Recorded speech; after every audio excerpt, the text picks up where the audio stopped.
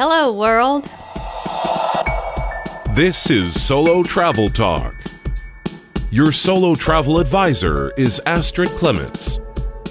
Research tools and planning can make the difference between a disaster and an amazing trip. Hi, everyone. I'm producer Catherine O'Brien.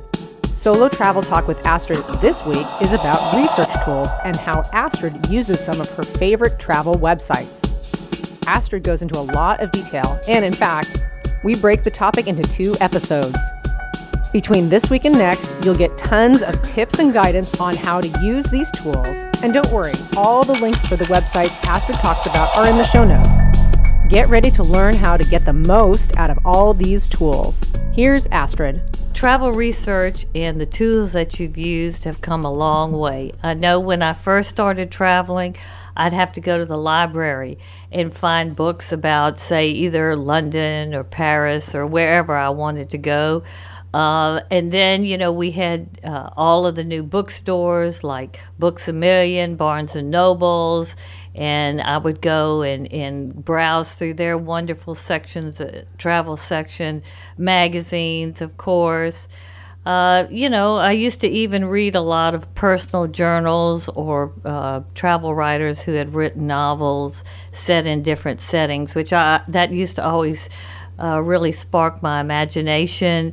Even, personal stories, people who had gone, say, to Acapulco or, the Cannes Film Festival or something that I thought was really cool. Glamorous. Yes, yeah. and that would spark my interest a long time ago. And even television. Television still today is a good resource. But what really, where we are now is because of the internet and technology and Google, you don't have to do any of that. All you have to do is, if you have a smartphone or if you have a computer, iPad, you can use what's available on the internet to do all your research. So it's come a long way.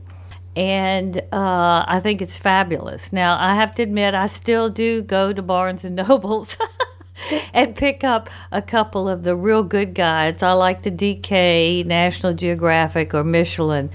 I'm older, and I kind of like the book. And sometimes I do find some things in there, some nuggets of information that maybe I miss on the internet. But technology and Google and the internet's the way to go. And also, which will be a future podcast, now we have all the apps. And people are getting more and more comfortable with using apps before they travel as well as when they're traveling. Instantly telling you where you are with the best restaurant or the best 3 restaurants within a block. So that's really something that I'm actually still getting comfortable with. So we've come a long way. Well, and I know that you're such a big advocate. Part of your philosophy really is that the planning helps you get the most out of your trip. So that's why I think that this is going to be so great for our listeners. Oh, yeah. And one thing before we get into this is before any trip, I get a journal. And I start every trip, whether it's just with ideas or brainstorming or thoughts, I start writing it in my journal. So I am developing my own travel journal from the very beginning. So I use this journal as I'm going through the sites, to write down and make notes of everything that I think is important, whether it's flights, cost, things to do, cultural do's and don'ts, things like that. I write everything down. So as I'm preparing and developing my itinerary and my budget and what hotel I want to go ahead and make the reservation, I have all the information right there together. I can look back. I don't have to go back on the internet because that, basically wastes time. And it just helps me keep organized on how I'm going to approach a trip and really kind of the, what I want to get out of it. So to me, that's very important to write everything down, whether it's museums you want to go to, things that you read about that are unique. So if they don't have all the information, then you can go back and Google that. Now, I also take the journal, like I said, on the trip. So I make daily to-do list where I want to go. I write down addresses. I have important phone numbers in case of emergency, where the State Department phone number of the embassy or the consulate. Definitely my hotel phone number.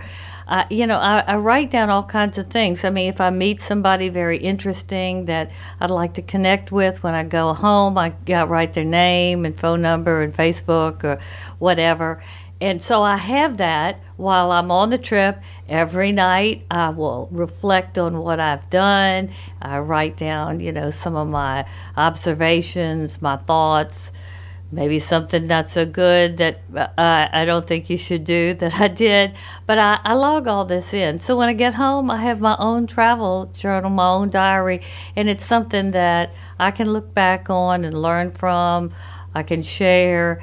And, maybe one day somebody would be interested in it. I love that. Yeah, this is so cool. I love it because it's like you're creating your memories right there as you're traveling. I think it's not only a practical tool to help you have a great trip, but you're also capturing all your memories and the experiences as you go. I think that's awesome. Yes. So I highly recommend that, because if you start researching, you write a few things down, or you don't even write it down in one place, oh my gosh, then you'll have to go back. And I'm telling you, a lot of times the prices that you see will change. That's another thing.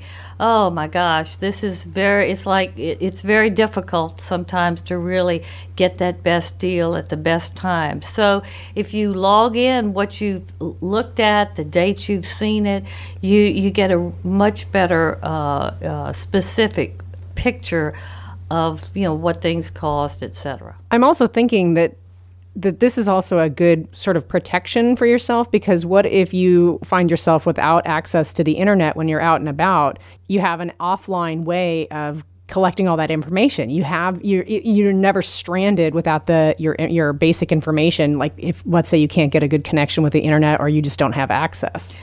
Catherine, that's exactly right. Let me tell you, before every trip, I will make copies or several copies of my flights, my hotel reservations, my passport information, credit card information, etc. And I'll hide it in my suitcase, typically in the lining of my suitcase, or somewhere that, if a TSA member or just anybody who would go in it, for some reason my bag would get lost, there's not all my information there. But, if you lose your passport, if you lose anything, then it can be such a stressful event. But if you have the stuff in your journal, then if all that goes wrong, you are still in business. You're not totally derailed. Yes. So that's another little travel tip. Moving right along, the main websites that I use that I've had good success with to plan any trip are basically, first, Wiki Travel.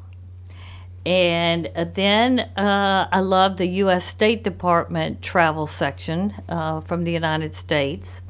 Kayak, super. TripAdvisor, Big Daddy of all. And two new ones that I've just started using called Hipmunk, HIPMUNK, and Momondo, which I like all of them. So what I basically do is from these sites, I create what I call a rough pre-trip cost, budget, and basically start developing a daily itinerary or a real good list of what to do. A lot of times you can't exactly follow the itinerary, but from all these sites you basically get really all the information you need before you get there. So basically, if you use these sites, you won't need a travel agent, which is, a lot of people like travel agents, and I don't think that you shouldn't use them, but you don't have to. So I like this. So I can plan every trip all by myself, look at the best cost, decide what I want to do, etc., and I don't have to have a third party involved with it. So, and I know myself how much things will cost, which is important. Okay, so I basically start with Wiki Travel. A lot of people don't even know about Wiki Travel. I mean, they know about TripAdvisor, but a site like Wiki Travel is basically just like Wikipedia. It's a very good overview of any destination in terms of what there's to do involving travel. So it gives you like a brief overview of the place, cultural highlights. It talks about how you would get there, plane, train, car, whether there are airports right near the city or if there's several airports, some being outside, how you get around, taxi, walk, bike, mass transit, what to do, see, learn, buy, and drink, where to sleep. It's not really that good with accommodations, but it gives you kind of an overview of some of the budget to moderate to high-end hotels. I don't pay very much attention to the accommodations section, but they do talk about that. And the safety concerns. You have to. This is a good introduction. Are there any safety concerns? So basically, why I use Wikipedia and why Wiki Travel is it gives you a good, succinct intro into the travel information about a particular destination, and this will basically decide whether I want to even continue looking at this particular place. What it doesn't talk about is how much things will cost. It doesn't give you very many visuals. For the solo traveler, I think it's just basic, good initial information for you to determine whether you would even be interested in going here. So it's the starting point. Is it similar to Wikipedia in that the people who are contributing the information are just users? I mean, is it just sort of a crowdsourced information? Yes, I think that's the case, but I think there has to be some more filtering to it because it's not quite as loosey-goosey? Yes, okay. It's not. It's pretty factual, but there's not a whole lot in each place. Well, Paris is much more than, say, Baton Rouge, where I'm from. Yeah. But it's just good basic information, and I would say you can trust it pretty much. But that's the start. Okay, so the next site that I go to, which is very important, and really you could start with this one, is the U.S. State Department travel section. The American government has a great State Department website, and their travel section is particularly good. So if I say I'm interested in going to Bangkok, I will go to the U.S. Travel or U.S. State Department travel website and read everything they have on Bangkok. And what's wonderful about this site that it gives really good, factual, country-specific information. So you get a great description of the destination. You get entry, exit, and visa requirements, any type of paperwork that you need to do, and whether you can do it online or you need to use a service or whatever. There's usually a section on local laws in special circumstances. Certain countries limit a certain amount of money you can bring in, limit different types of things you can take into the country. And it's good to know that. Then they also have sections that are focused on the LGBTI traveler, the traveler with disabilities, and also women travelers. So it has really good information that is geared to those types of travelers. Being a solo woman traveler, I read all that information and I take note because you need to pay attention to what the State Department says, because they're right on the money. Also, health gives good information about health issues, what you need to know, and I'm going to go into a little bit of that. Travel and transportation info. One thing, you never think about, say if you drive in a car or if you have an accident, would you do? Well, on this particular website, they do give you information. Like I was researching San Miguel de Allende, and I was talking about Mexico and driving in Mexico, and really you shouldn't drive at night. If you drive, you should drive at day and on the major highways, etc. But if you have an accident, there is a service called the Green Angels, and they have information, numbers, everything that you can write down. And if you have an accident, you can call the Green Angels, and somebody will help you. So that's something that you could find out, but it would take you a while to really figure it out, and to have it noted in your journal in case you would need it I think is excellent. Okay, a little bit more about the safety aspect of it, because that to me is probably the biggest plus about this site. It gives you up-to-date alerts and warnings for all the countries in the world in terms of safety and travel. Alerts and warnings can be of different significance, but you should read them all. Basically what I do is, before I decide to go anywhere, I look to see if there are any travel alerts and warnings, and if there are, I choose somewhere else to go to. Because you really should not, as a solo traveler, go somewhere where there is a potential, or the State Department, the U.S. government feels like there are lots of different things that are making them put out this warning. So very, very important. So I use that basically in deciding whether I want to go somewhere. The safety info, they give you personal safety suggestions and strategies, which I think is real good, which leads me to the next thing they provide.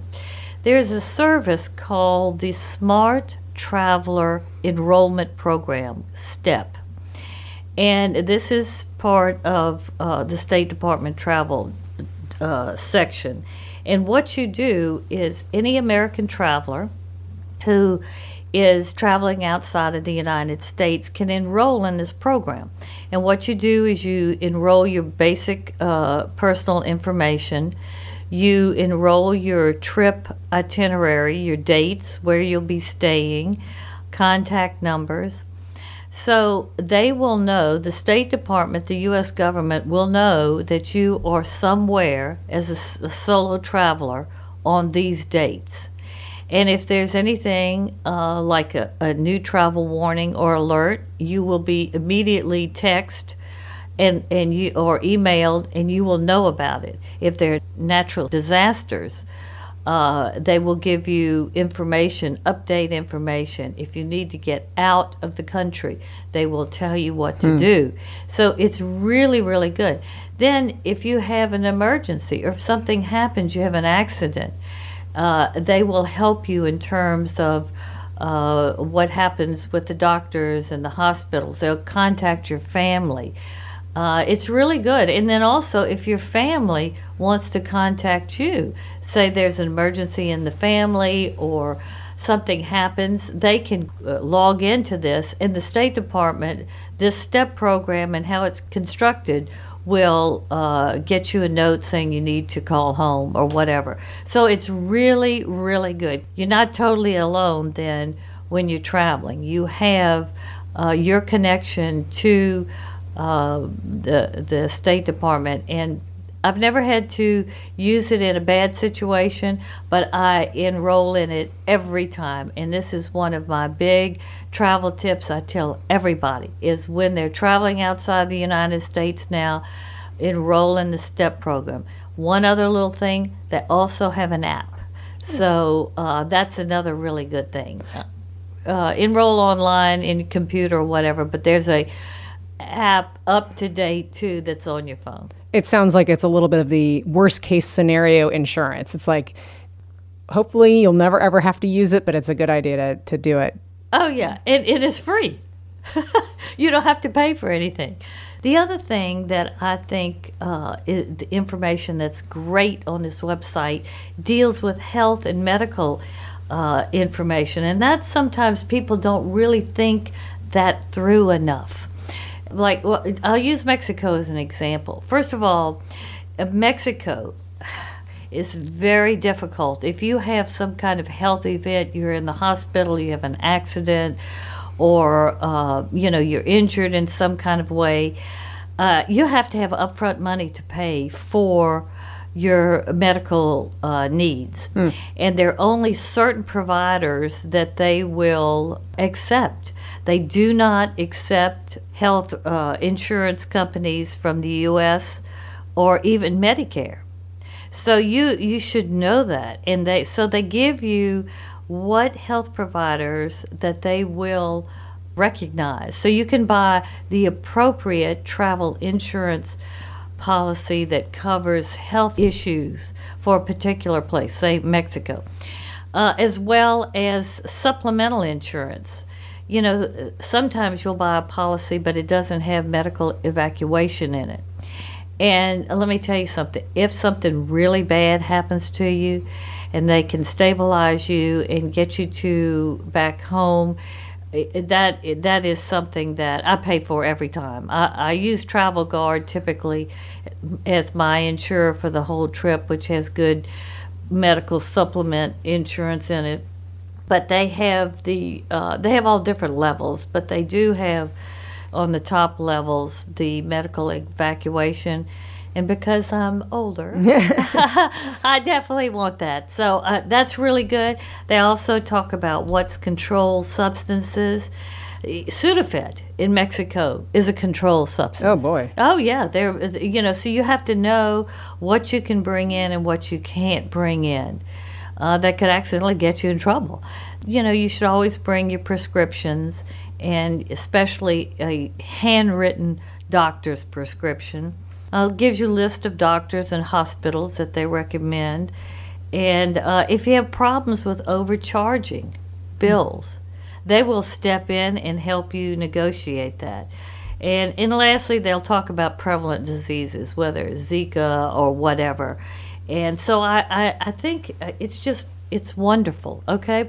So to wrap this website up, or why I like it, why it's good for the solo traveler, basically, the U.S. State Department travel section website is fantastic for safety information, alerts, and assistance. I mean, there's no better one for the American traveler.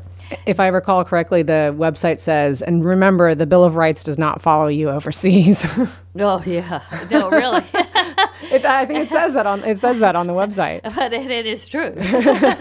And then it does give you the most up-to-date, important factual information about a destination. So you can totally trust this information.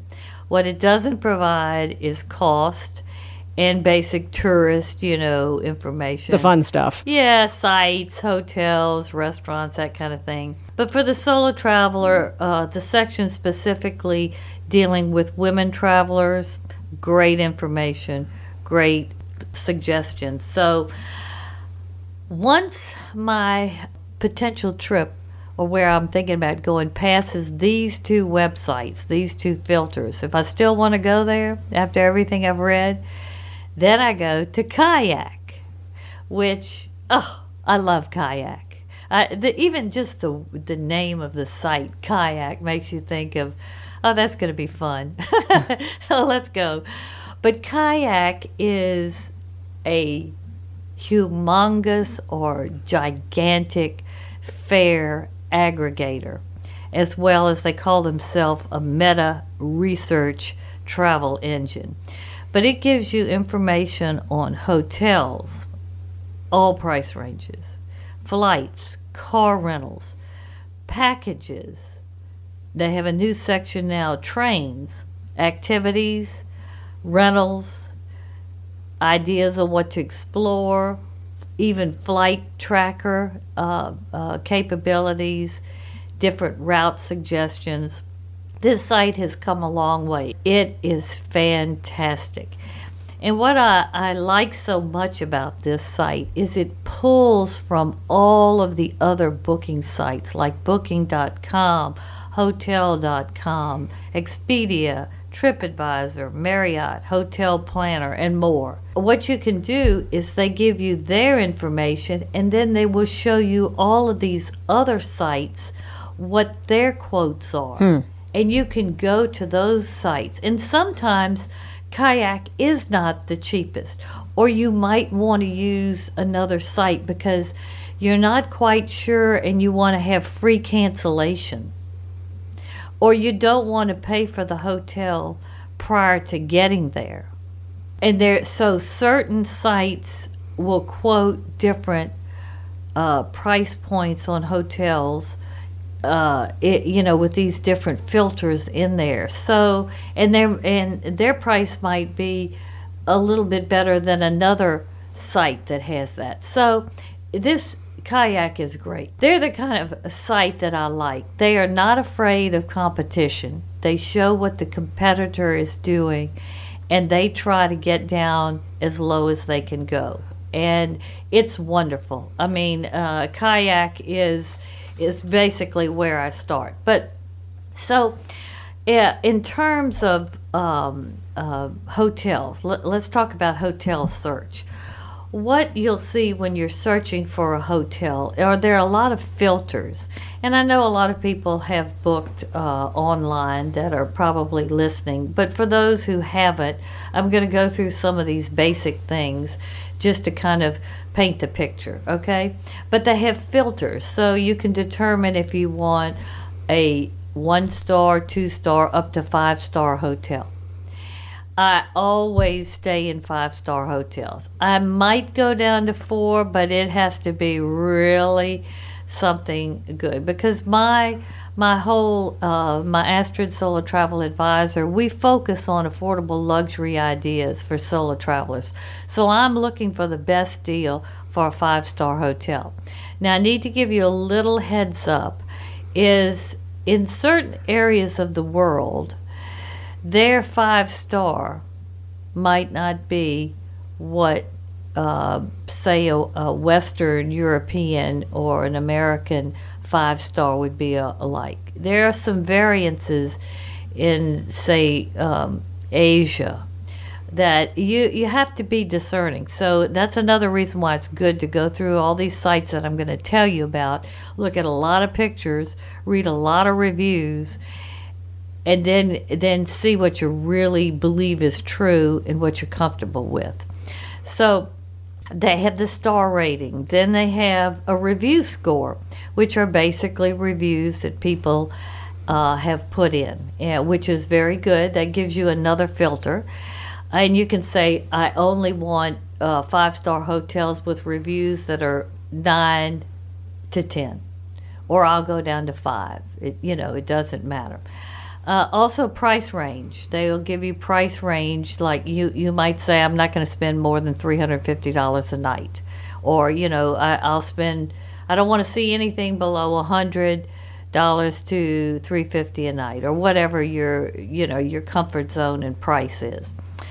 Next, they talk about freebies, which is very important because all those little things can add up in a trip cost.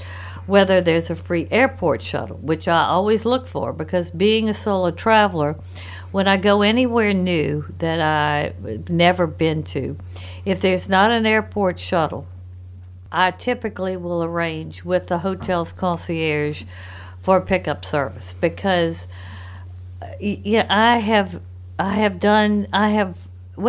an experience, I must say, in Athens, Greece, where, and I'll never do this again, I wrote a whole blog post about it, but I got in basically about 3:30 in the morning, close to 4, and I thought, when I booked this flight, I thought, well, it'll be all right, the sun will be almost coming up, so it won't be a big deal to find a taxi. Well, let me tell you something. You can go to my website and read this blog. It's called The Unforgettable Taxi Ride. Oh, dear. I made it, but that was some experience that I'll never put myself in that position again. Well, I'm just thinking you don't want to set up a hurdle for yourself the first thing you do when you land. I mean, you're already tired, disoriented. Yes. Like let's make it easy from stepping off the plane, right? Yeah, and the taxi the ride really didn't end up being dangerous, but oh my God, it gave me some serious heart palpitations. Yeah, let's not start on a stressful note. So the airport shuttle is important because otherwise I have to pay for somebody to meet me at the airport and take me to the hotel, which it's not too bad, but it's just an added cost. Also, you have to have Wi-Fi and internet access, and most all 5 stars hotels do. But it's whether it's free Wi-Fi or not. I mean, I was just recently in New York City, and I was at a W hotel. Really posh, nice, chic hotel. Loved it. I didn't realize there was a daily Wi-Fi fee, which, wasn't that much. But still, I had to connect to it every day and pay. And, I look for free Wi-Fi and strong Wi-Fi. And they're even talking now more and more when they explain the Wi-Fi on these sites, whether it's strong or not. And it makes a difference because weak Wi-Fi, forget it. Yeah, it's bad. Okay, then also a free breakfast, free cancellation, which I'll go into a little bit more. Also location of the hotel, which is important, whether it's city center, near the airport, or in a particular neighborhood. You need to pay attention to that because you can click on something and see a really fine hotel, but if it's in the suburbs, you're going to be spending an hour and a half getting somewhere. You'll have to use mass transit or take taxis or whatever, and that'll cost you money, and it's just not as smart. So pay attention to location. Then they always give you a brief description of the hotel once you click on it. And what I like about it, you'll get a lot of photos. So the photos are, I'll click on something, the price looks right, the location looks right, then I'll look at the photos. And if I don't like any of the photos or the couple of things, I move on, because typically there are a lot of options that you can look at. So the photos are very good. They even have videos now, which I am big on videos. We know that. I've done a podcast on the value of YouTube videos in terms of hotel selection, what to do, etc. So they have that. Then they have what I like very much. They have what's called scores based on the reviews vibe. Does it really have a good vibe? And location. Is the location, how really good is the location? Cleanliness, oh God, that is a deal breaker for me. I mean, the older I get, the more important that is. Yeah. So, and then free breakfast, etc.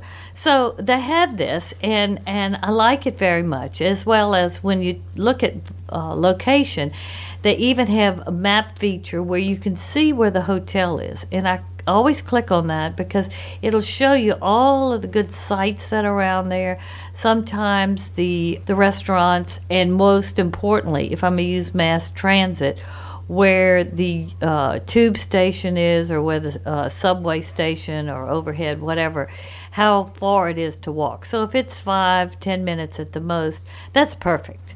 So that's really good. And then also the total price they give you is typically with the taxes and fees, but you have to pay attention to that, because if it's not, something that is a real good price, you get to the hotel, and at the end when they when you get your bill, they've tacked on another $50 a day. Oh. Yeah, so pay attention to that. But they do let you know. Okay, so what I did to kind of give you an idea of how this works in the price comparisons is I took a London destination. I'm really excited about Louisiana travelers being able to get connected with Europe and London because as of March, in the middle of March, I think, British Air is going to have a direct route from New Orleans to London, which is fabulous because London is a super hub to get anywhere. And they're going to have a brand new Dreamliner plane. So I chose London because I'm going to go to London because of this sometime late spring, summer, maybe early fall. I don't like to go anywhere where there are a lot of tourists during the summer. So I used London. That's going to be my test case to kind of show you how prices can differ on the different sites. Listeners, I'm going to start advocating right now for a live podcast recording from London, see if I can get to tag along with Astrid. Oh, yeah. Oh, that would be... Okay, yeah. well, let's talk about that. Okay, all right. Well, we'll put that on our to-do list. Okay, so I clicked London, and I chose May 2nd through the 10th as my dates, basically an 8-day trip. I got 5 hotels that interested me, okay? 2 of them were basically what I call modern or on the hip side. 2 of them were very traditional English, and 1 of them was in the middle, kind of 60s, 70s modern, the Waldorf Hilton.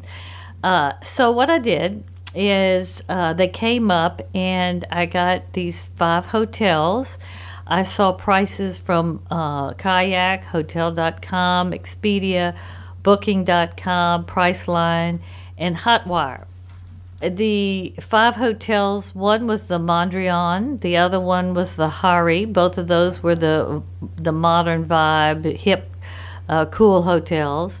Then the 2 historical or traditional English hotels, one was the Royal Horse Guards, and the other one was the Radisson Blu Edwardian. And I do like Radisson Blu as a brand. They typically have very good value for a 5-star. And then the Waldorf Hilton. So what the price range, what I got was basically from $177 to a top price range of $248 a night, with the Hari as the cheapest hotel, and basically the Waldorf is the most expensive. But the one that I liked the most in terms of my initial first reading was the Royal Horse Guard Hotel. This one was $211 a night. Gorgeous hotel. Had been a former palace. Several of the English kings had lived there. It had been used, well, they called it the old spy hotel. It was, they have had, this hotel has a lot of history in it. Great location. It's very close to the theater district. So if you're interested in theater and going to the marvelous musicals and plays in London, this is a great place to stay. Plus, the reviews said it was very well maintained and lovely staff.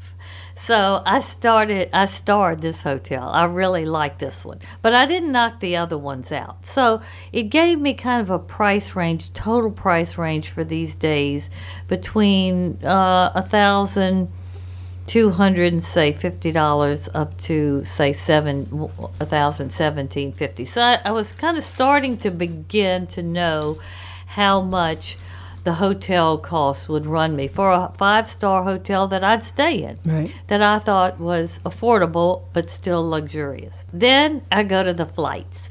Now, when you click on and look for flights, of course you put, where you're leaving from and your destination, your dates. But on Kayak, they have the filters whether you want it to be non-stop or you don't care. You'll do multiple stops. And, of course, non-stops are going to be more expensive. Then, or could be more expensive. I mean, with the flight pricing now, this is like, you can never know. And that's why they have what's called price alerts now, and Kayak has that feature. If the price goes down, they'll give you a price alert, or don't book it, and they'll keep you abreast of how the prices are changing. And they change from minute to minute. It is really difficult to hit it at right. And there are a lot of tips to when to do it and how to do it, etc. And that's another podcast. Yeah, we'll cover that another time. But so it has that. Then it has, you can either decide whether you want economy, premium economy, or business. And I do focus on business tickets, business class tickets, especially when I'm outside the United States.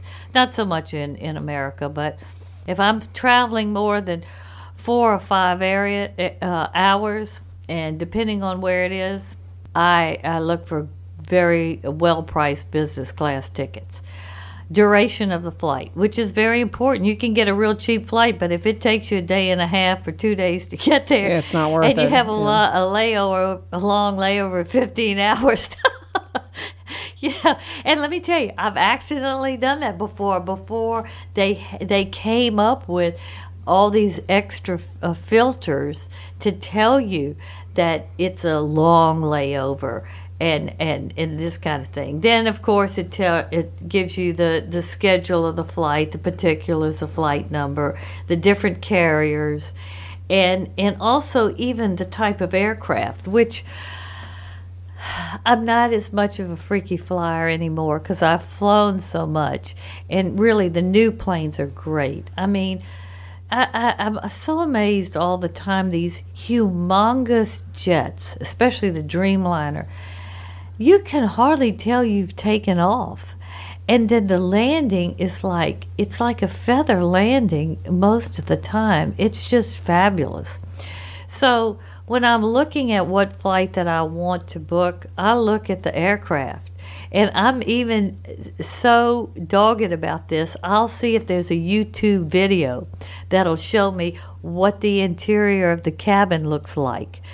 Everything. So I will compare British Air to, say, Air France or whatever. And, depending on where it is who I choose, what airline I choose, and if the aircraft is newer. And that, to me, that's important. And like with the hotels, they compare with other sites. You'll get justfly.com. Their fare will come up, Priceline, Just Air Tickets, Fare Depot, etc. So on my London example, they had a business class, $3,699, which I thought was a little high, because I typically try to get to Europe for somewhere around $2,500. But this is actually from New Orleans to London. This is not from JFK to London. And I usually take JetBlue from New Orleans to JFK, and then, and that a lot of times I get really good tickets, or I go through Miami, sometimes DC and Atlanta. But the business class was $36.99, or basically $3,700. Premium economy was $1,339. That's a pretty good deal now. Especially the newer planes, their premium economy is pretty stepped up. And then economy was $813, which I didn't think that was actually too bad for economy from New Orleans. So, it gives you those price points. So from there, I'm such a budget person because I'm always trying to figure out, can I do this trip for $500 a day, or is it going to be $800 a day? And I have to confess, I usually do it because I want to know how much money I can blow shopping. Which is, the truth comes out. Which is so bad. But, a lot of people don't think like that. But I do try to want to figure out how much my base cost is going to be and how much that is a day. Because, there are places you can go to that are fabulous, that are much cheaper per day. Just kind of where you want to spend your money. Oh, yeah. I'll put in the hotel cost. Now I know the airline cost, so I'll beginning to know what this range of prices that I'm looking at. And so basically, by combining the two, the flight quote and the hotel quote, it was from about $5,200 to $5,450, which was around $585 a day to $646. But you have another feature with Kayak, which you can ask them to create your own package, which you tell them where you want to fly to, your dates for the hotel, and you can put all those filters in. You want to go business class flight, you want to stay 5-star hotel, blah, blah, blah. And let me tell you something, you save money doing that. And basically, and I'm going to focus in on the Royal Horse Guards, because I'm really liking what I'm seeing on that hotel. But the savings by using a package for that hotel is $500. So look at what the price cost is. You break it down to just get an idea. But then also go to the next stage. Do it as a package. And if your hotel that you like, Royal Horse Guards, comes in there, then, shebang, you've even saved more money. Yeah, I mean, that's like 2 nights right there you just saved, right? More shopping. Yeah. Or I could do something extravagant. Because when I travel, I like to watch my money. But then I always like to do something that's over the top. That's just the way I'm hooked up, I guess. So, but I'll summarize Kayak for you. Basically, what I like about it, it's a super search engine. And it gives you great comparisons on hotel prices, flights, car information. The package feature is very good. I use it because it's very easy to use. I've had a lot of success with it. I think basically this site is designed, it does what it was designed to do. It searches for the best prices for flights and hotels, and that's really the key to what it does. For the solo traveler, great information, and the booking capabilities. You can do all this, and you don't need a travel agent. That does it for part 1. Check the show notes for links to all the website Astrid talked about. Next week, we'll be back with the rest of Astrid's list. Thanks so much for listening, and we'll see you next week. Thank you for listening to Solo Travel Talk. Follow Astrid on Instagram, Facebook, and Twitter. To learn more about Astrid or Solo Travel Advisors, visit her website, astridtravel.com.